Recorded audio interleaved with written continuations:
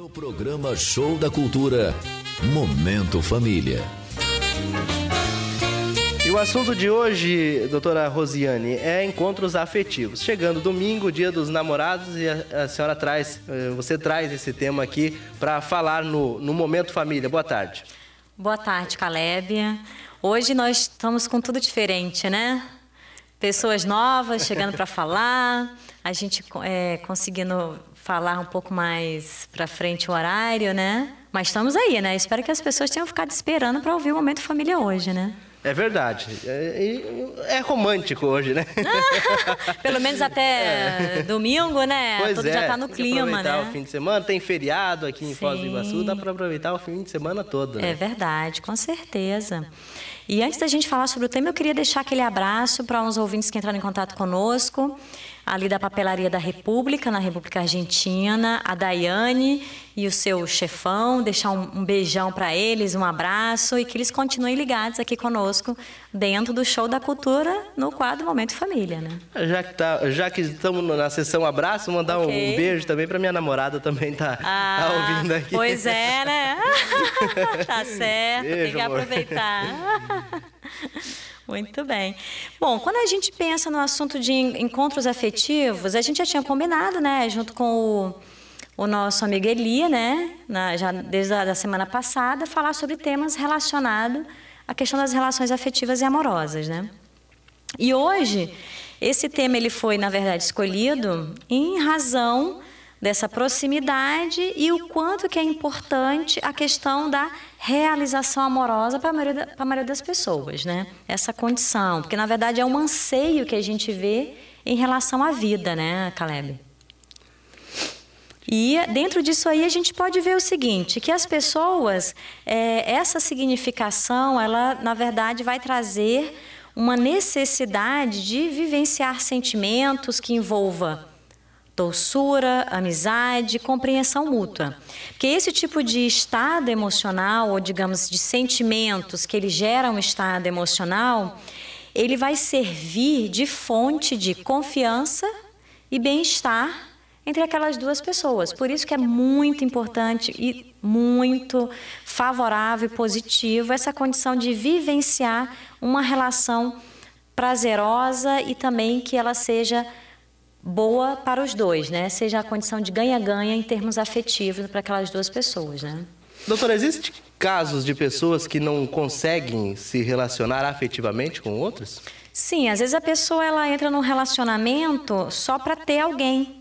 E isso é muito ruim. Esse ter alguém está muito relacionado a querer diminuir ou, na verdade, suprir carências. E quando ela, na verdade, ela vai estar com alguém com esse propósito, ela está numa condição, na verdade, de uma transferência mais ilusória. Ela está transferindo uma necessidade que ela tem que resolver e não, na verdade, depositar para aquela outra pessoa resolver integralmente. Claro que, dentro de uma relação, você quando está com alguém que você se sente amado, que você sente uma correspondência de relação, aquilo, de algum modo, ele nutre positivamente aquelas duas pessoas. Quando uma relação ela existe baseada numa condição de carência, ela já acontece o quê? Ela vai sobrecarregar a relação, porque sempre vai ter uma pessoa que vai estar sempre pedindo mais, insaciavelmente, e uma outra doando, mas é uma doação que não tem fim. E por isso que ela é muito desgastante dentro dessa condição, né? Tem até aquele caso, encontrar a metade da laranja. Na verdade, tem que ser 2 laranjas inteiras para dar certo, né? Porque não adianta você querer que a outra pessoa te complete. Você tem que estar completo para poder se relacionar com a outra pessoa. Com certeza. Porque essa história de metade, de alma gêmea, são algumas discussões que a gente, na verdade, vai ver o seguinte: ninguém é igual a ninguém. Para a gente poder pensar, né, já a partir desse princípio. As pessoas, elas são diferentes, até os gêmeos, irmãos gêmeos, univitelíneos, eles são diferentes, são personalidades diferentes. Então, o que na verdade pode favorecer o que é? O encontro de duas pessoas que elas conseguem dialogar, que elas conseguem ter uma condição em que elas conseguem dar carinho e receber carinho. E, além disso, uma compreensão enquanto pessoa mesmo, porque não é só a questão do sexo em si que envolve essa condição do encontro afetivo, né? Mas também essa condição de compreensão mútua. E a gente entende que encontro afetivo é aquele momento que, quando você às vezes menos espera, surge alguém que, de algum modo, ele desperta em você, né, sentimentos que você tem vontade de estar com a pessoa. Só que, às vezes, aquela situação ela é muito efêmera, ou seja, aquilo é vivido, só que depois você vai conhecendo a pessoa e, na verdade, aquilo não se sustenta. Porque aquela relação, você viu que era mais só uma questão de atração e de química e aquilo não consegue mais assim evoluir muito além disso. Aí, quando aquela química ela diminui um pouco aquela libido naquela relação, eles se olham e às vezes a coisa não dá liga. E outros casais, às vezes, continuam e vão transformando, né, as relações nesse momento aí posterior ao encontro afetivo.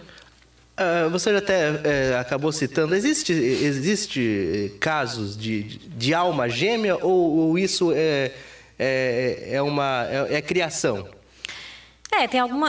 Existem algumas pessoas que defendem dentro dessa perspectiva, né, de que uma pessoa é o complemento da outra, da questão da metade da laranja.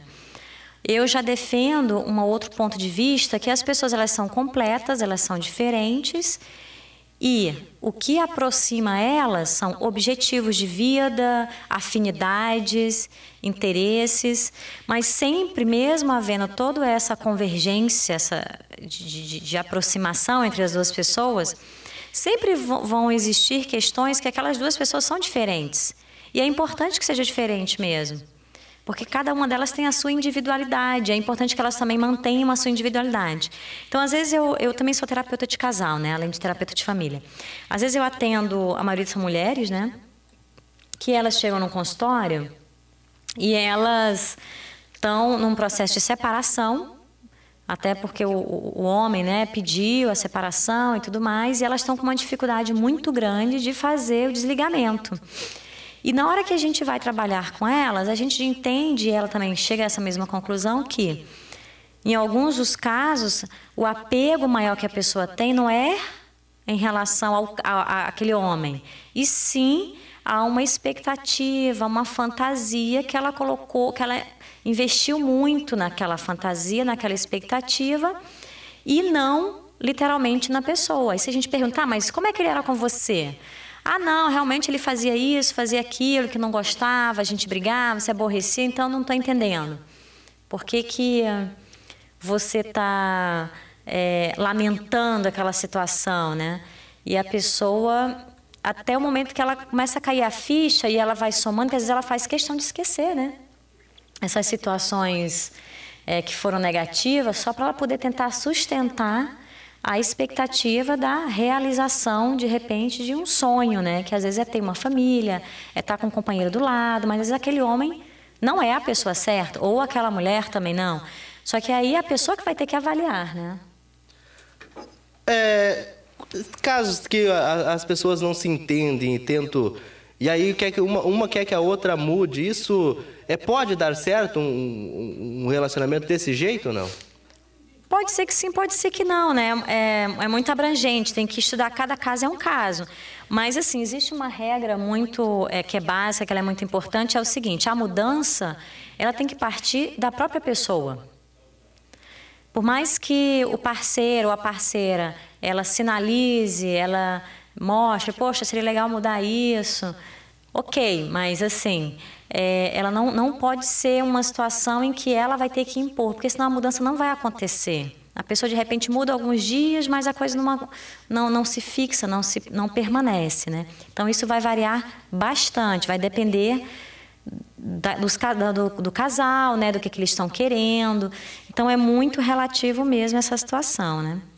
4h37, nós temos o Giro pelo Mundo, já está atrasado às 4h30, com o Vanderlei Ferraz. Nós vamos, então, para o Giro pelo Mundo e, na sequência, seguimos aqui conversando com a doutora Rosiane Delgado, que está falando hoje sobre encontros afetivos. Lembrando que você pode ligar, tem alguma pergunta, 3026 8020 ou pelo WhatsApp 9827 8200.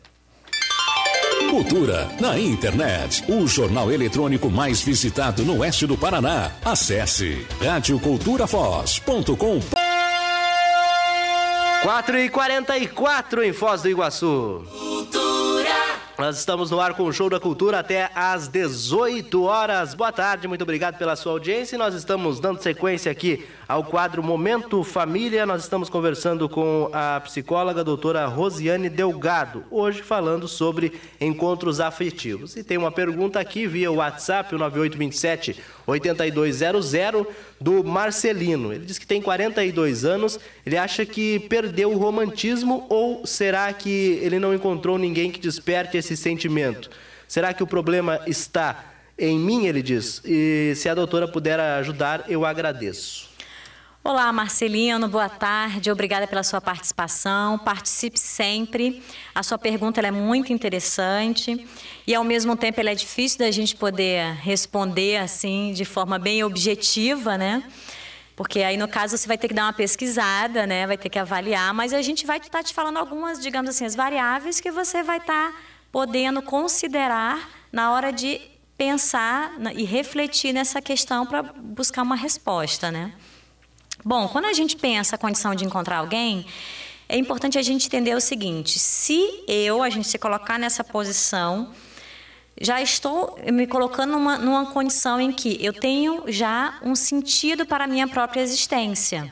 Então, quando a pessoa ela já tem um objetivo na vida, se ela já consegue, na verdade, vislumbrar a condição de, eu sei o que eu tenho para doar para outra pessoa, né, em termos de companhia, de papo, eu sei que eu tenho o que poder trocar com aquela pessoa. Isso já é muito importante. É um grande passo, porque muitas vezes as pessoas querem o seguinte: elas procuram alguém para receber algo, receber carinho, receber afeto, mas isso é o padrão de todos nós, porque isso faz parte das nossas necessidades humanas básicas. Só que as pessoas querem muito isso e elas não lembram que elas precisam doar também. Então, isso é um ponto super importante. E o passo inicial, dentro dessa condição do encontro afetivo, é a pessoa aprender a discriminar. Discriminar o quê? Quais são as situações? Quem são essas pessoas que eu me relaciono? Será que é possível alguma possibilidade? Eu me interesso ou não me interesso pelaquela pessoa? Então, é uma variável que você vai pensar na hora de avaliar quem são as pessoas que estão à sua volta. Nomear também os seus sentimentos. É importante demais a pessoa poder saber o que ela está sentindo em relação a uma outra pessoa, né?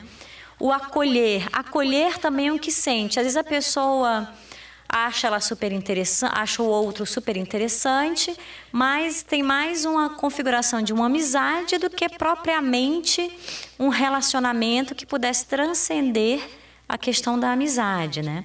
Então, por isso que é muito importante ter essa noção de quais são os seus próprios sentimentos, que isso vai ajudar pra caramba.